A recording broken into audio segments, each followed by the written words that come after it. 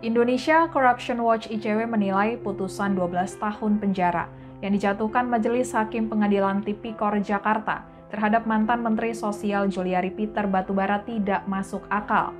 Peneliti ICW Kurnia Ramadana menyatakan putusan tersebut bahkan semakin melukai masyarakat selaku korban korupsi bantuan sosial Bansos penanganan COVID-19. ICW menilai Juliari Peter Batubara sepantasnya dihukum penjara seumur hidup.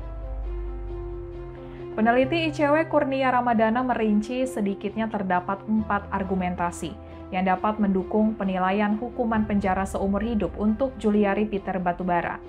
Kurnia menyebut alasan pertama, karena Juliari melakukan kejahatan saat menduduki posisi sebagai pejabat publik, sehingga berdasarkan hukuman, Juliari mesti diperberat berdasarkan pasal 52 KUHP. Kedua, praktik suap bansos dilakukan di tengah kondisi pandemi COVID-19. Hal ini menunjukkan betapa korupsi yang dilakukan Juliari sangat berdampak, baik dari segi ekonomi maupun kesehatan terhadap masyarakat.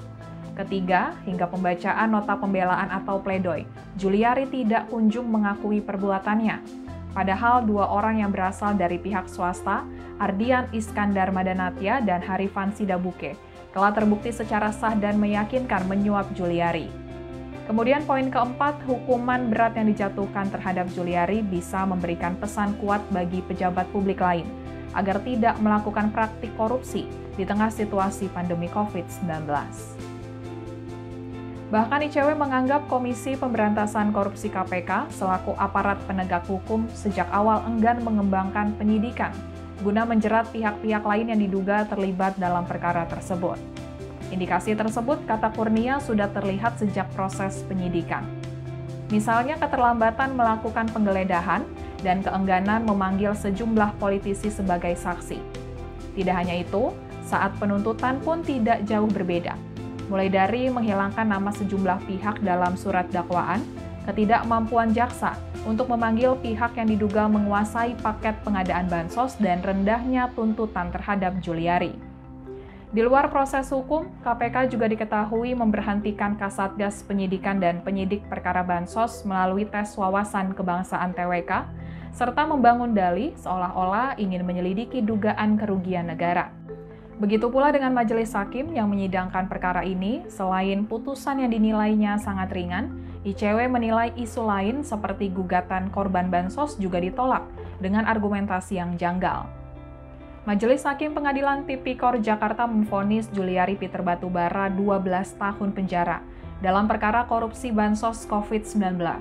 Selain itu, Juliari juga dikenakan pidana denda 500 juta rupiah, subsidiar pidana kurungan 6 bulan. Majelis Hakim juga menjatuhkan pidana tambahan kepada Juliari untuk membayar uang pengganti sejumlah 14,5 miliar rupiah dengan ketentuan apabila tidak dibayar paling lama 1 bulan setelah perkara mempunyai kekuatan hukum tetap, maka harta benda terpidana dirampas untuk menutupi kerugian keuangan negara. Apabila harta benda tidak mencukupi membayar uang pengganti, maka diganti pidana penjara selama 2 tahun. Majelis Hakim juga menjatuhkan pidana tambahan berupa pencabutan hak politik, berupa dipilih dalam jabatan publik selama 4 tahun, setelah terdakwa selesai menjalani pidana pokok.